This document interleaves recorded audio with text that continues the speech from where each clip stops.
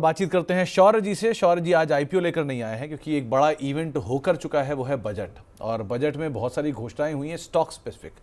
तो हमने शौर्य जी से बातचीत की और निकालने की कोशिश की कौन कौन से स्टॉक्स उन्होंने आइडेंटिफाई किए। तो शौर्य, आपके पास 7-8 सेक्टर्स होंगे, मैं ये चाहता हूँ कि आप दो दो करके ये सारे सेक्टर्स बताइए। जी बिल्कुल। पहला सेक्टर है रियल एस्टेट। रियल एस्टेट इसलिए इंपॉर्टेंट है क्योंकि जो भी पूरी इकोनॉमी है उसमें 53% कंट्रीब्यूशन रियल एस्टेट से आता है। डायरेक्टली नहीं जाता तो जो रिलेटेड स्टॉक्स हैं, सेक्टर हैं, वो इम्पैक्ट होते हैं। और रियल एस्टेट में पहला पॉइंट तो ये है कि 5 लाख तक की जो रेंटल आया है उस पर टीडीएस की जरूरत अब नहीं है डिडक्शन की। जो टीडीएस डिडक्शन है उसके लिए रेंटल इनकम पहले जो है 2.4 लाख थी, से बढ़ाकर अब 6 लाख कर दिया गया है। साथ ही साथ जो मकान मालिक और वो है रेंटी और जो लैंडलॉर्ड दोनों होंगे, उन पर जो टैक्स है उसका भार कम होते हुए नजर आएगा। उसका जो किराए से जुड़े जो लेन देन है उसे भी सरल बनाने की मांग जो है करी जाएगी। और यहाँ पे रियल एस्टेट को इनडायरेक्टली देखा तो एक और इंपॉर्टेंट पॉइंट है, जब इनकम टैक्स कम करे तो उससे अफोर्डेबल हाउसिंग किस तरह से इंपैक्ट होती आएगी वो देखना पड़ेगा। क्योंकि रियल एस्टेट सेक्टर में हमने ये देखा था कि डिमांड बढ़ी थी, लेकिन डिमांड हमें अल्ट्रा लग्जरियस या हाई एंड हाउसेस की बढ़ते हुए नजर आई थी, जो उसको कैटर करते उन कंपनियों को फायदा हुआ था। लेकिन जो मिडिल सेगमेंट है या लोअर सेगमेंट है वहाँ पर इतनी डिमांड देखने को नहीं मिली थी। तो ये देखना पड़ेगा जो टैक्स कट किया है उसमें उस सेक्टर में जो अफोर्डेबल हाउसिंग है वहाँ पर किस तरह की डिमांड देखने को आएगी, कि फिर वो जो है एक इम्पॉर्टेंट एरिया बन सकता है जहाँ कंपनियों को फायदा मिलता हुआ नजर आ सकता है। दूसरा है एग्री सेक्टर की बात करें तो एग्री सेक्टर में काफ़ी सारे इंपॉर्टेंट अनाउंसमेंट करे गए।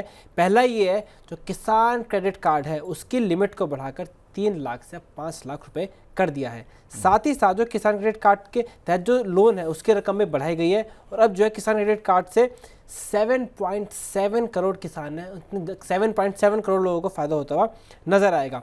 उसी के साथ हमने इस बजट में देखा था कि पल्सेस को काफ़ी इंपॉर्टेंस दी गई थी। जैसे दालों में आत्मनिर्भरता के लिए 6 साल का प्रोग्राम शुरू किया गया है, दलहन आत्मनिर्भरता के लिए जो है 5-6 साल का मिशन लॉन्च होगा, सब्जियों और फलों के व्यापक के प्रोग्राम लॉन्च होंगे।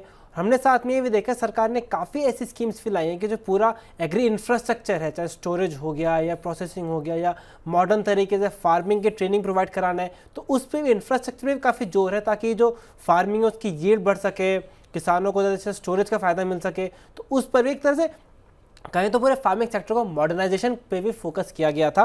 और साथ ही कहें तो बिहार को भी फोकस करते हुए बिहार में मखाना बोर्ड बनाते हुए नजर आया। तो इस पर देखना पड़ेगा कि जो फर्टिलाइजर रिलेटेड स्टॉक्स हैं उस पर किस तरह का इंपैक्ट देखने को मिलेगा। और फार्मिंग अगर इतने से फायदा हुआ तो देखिए ऐसा नहीं है कुछ कि इससे जो फार्मिंग के लिए कुछ ऐसा नहीं है कि इंस्टेंट इफेक्ट का फायदा मिलता हुआ नजर आए, लेकिन ऐसे स्टेप्स लिए गए हैं जैसे लॉन्ग टर्म में एक अच्छा जो है स्ट्रक्चरल लेवल पर फार्मर्स को फायदा देने के लिए कोशिश करी गई है। डायरेक्टली तो जो है इनकम टैक्स का फायदा करेगा, लेकिन अगर लॉन्ग टर्म में फायदा हुआ तो जो रूरल सेक्टर है वहाँ पे 2 व्हीलर के सेल्स हो गए या फिर जो एफएमसीजी प्रोडक्ट हो गए, उन सब को इसका इम्पैक्ट देखने को मिल सकता है। तो ये वो जो सेक्टर है जिनका इनडायरेक्टली भी काफ़ी स्पिल ओवर इफेक्ट देखने को मिल सकता है कई सेक्टर्स के अंदर। तो ये 2 नाम हैं। अच्छा, बाकी सारे कौन कौन से और अनाउंसमेंट है शौर्य? जी बाकी जो सेक्टर है उसमें अगले सेक्टर आता है शिपिंग सेक्टर। अगर शिपिंग सेक्टर की बात करें तो उसमें 25,000 करोड़ जो है वो मैरीटाइम डेवलपमेंट का फंड बनेगा।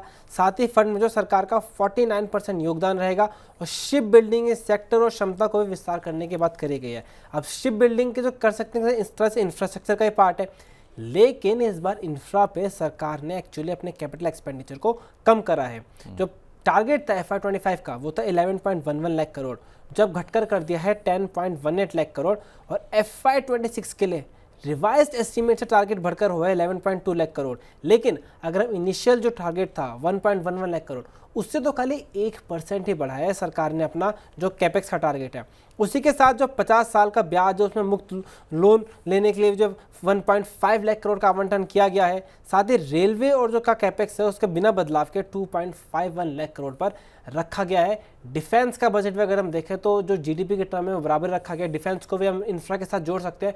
लेकिन ओवरऑल ये जो इंफ्रा रिलेटेड स्टॉक्स थे उनको नेगेटिव असर पड़ा है क्योंकि कैपेक्स को एक्चुअली जीडीपी टर्म में भी घटाया गया है। तो एक तरह से ये लग रहा है सरकार ने जितना कुछ सालों में फोकस करा था इंफ्रा के ऊपर अब उतना फोकस दिखते हुए नजर नहीं आया। और शायद एक बड़ा रीजन है कि आज हमने सारे रेलवे शेयर्स की अच्छी खासी पिटाई भी होते हुए देखी, क्योंकि रेलवे भी कैपेक्स को उतना ही रखा गया है और इस साल जो है इतना पूरा अभी एग्जीक्यूशन भी नहीं हुआ है, तो वो इस तरह से नेगेटिवली देखा जा रहा है। और जो हाई वैल्यूएशन है वो तो कंसर्न में है ही। तो ये 2 और सेक्टर जो इंफ्रा रिलेटेड है जिस पर काम होते हुए इतना ज़्यादा जोर नहीं दिया है सरकार ने जितना पिछले कुछ बजट में हमें देखने को मिला था। जी, तो ये कई सारे सेक्टर्स और उनसे रिलेटेड किस तरह की घोषणाएं, किस तरह के डेवलपमेंट्स, जो कि आपको शौर्य बता रहे थे।